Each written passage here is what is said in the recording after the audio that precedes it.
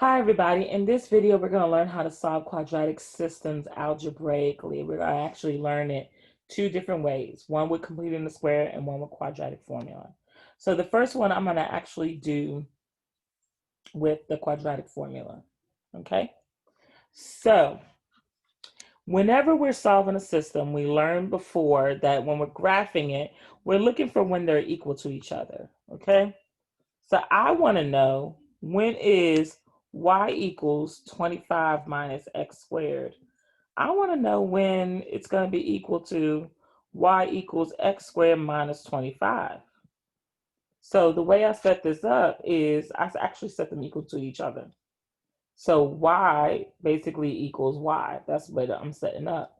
So 25 minus x squared is equal to x squared minus 25. Now remember, to use the quadratic formula, we have to be in standard form. Ax squared plus bx plus c equals 0. So I need to get everything on one side of the equation. So I'm going to move everything over. All right, so minus 25 to both sides.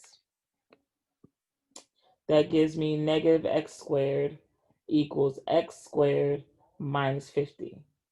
And then I'm going to add x squared to both sides here. That's the opposite of here because I want to set it equal to 0. So that's going to be equal to 0 because those cancel out, is equal to, and that's 1 and x squared and 1x squared. So that gives us 2x squared minus 50. So voila. Now I'm in standard form. So now I need to identify what A, B, and C is. A is going to be my quadratic term, the coefficient of my quadratic term, which is 2. B, there is no linear term, so that's going to be 0. And C is negative 50, my constant term. So now we're going to take those numbers and we're going to plug them into the quadratic formula. So x is equal to negative b plus or minus the square root of b squared minus 4ac all over 2a. All right, so x is equal to negative plus or minus, and I'm leaving spaces for everything that I'm plugging in. All right, all over 2a. So a is 2. So everywhere I see 2, a, I'm going to put a 2. B is 0. So everywhere I see B, I'm going to put a 0. And C is negative 50. All right, so there it goes. Now I'm going to follow the order of operations to get our answer. So x, and remember this is two different problems. So x is equal to 0, right, plus the square root of 0 minus 4 times 2 times negative 50. So 4 times 2 is 8. 8 times negative 50 is going to be negative 400. With that other negative is going to make it a positive 400. All over 2 times 2, which is 4. So x is equal to the square root, 0 plus 400, square root 400. The square root of 400 over 4. Square root of 400 is 20. So 20 over 4 is 5. So my first intersection is, the x-coordinate of my intersection is 5. All right. Now with the system, you have to look for the y-coordinate too. Okay. All we did was find the x-coordinate. We did not find the y-coordinate. So we'll find the y-coordinate in just a moment. I'm going to leave that y here. And I'm going to go ahead and work out the second part of the problem, which is x is equal to 0 minus the square root of 400, right, over 4.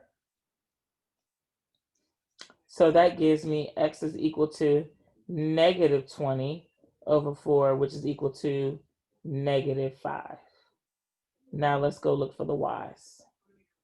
Now, once you find x, you're going to take those x values and going to plug them into the function to figure out what y is. So x is 5, right? So I'm going to say 25 minus 5 squared. That's equal to 25 minus 25, which is equal to 0. So that means that my answer is 5, 0. So the intersection is 5, 0. Okay. So let's look at our answer choice here. So the two solutions of the system are the one with x is less than 0. That's going to be the negative one. So I'm going to put the negative one right here. X is greater than 0. That's the positive one. So we're going to put the positive one right here. So I just found 5. So that's the positive one. So that's 5, 0. Now let's go find the negative one. We said that was negative 5. So let's go plug that number in and get our answer. So that's negative 5 squared minus 25. Negative 5 squared is 25. 25 minus 25 is equal to 0. That's also equal to 0. And voila, we have our solution. All right, let's take another look at another problem using completing the square. All right, so in this example, we're going to complete the square to solve this quadratic linear system. All right, so y is equal to x squared minus 4x plus 26. And we want to know when it's going to be equal to 2x plus 1. So like we said before, y is equal to y. Go ahead and set it equal to each other. So x squared minus 4x plus 26 is equal to 2x plus 1. Remember, all right, in order to set up ourselves for completing the square, we've got to clean this up. So let's first subtract 2x from both sides. Let's do that first. All right, to combine like terms. So x squared minus 6x, all right, bring down the 26, is equal to a positive 1. And that cancels the positive and negative 2x. Next, we want to move the 26 over, all right? So that's going to give us x squared minus 6x, these canceled, is equal to negative 25. Because 120 minus 26 is negative 25. Now, we're going to complete the square. So what's my b? My b is negative 6. I'm going to do half of b and square it. So 6 divided by 2 and squared is 3 squared, which is 9. So let's rewrite this.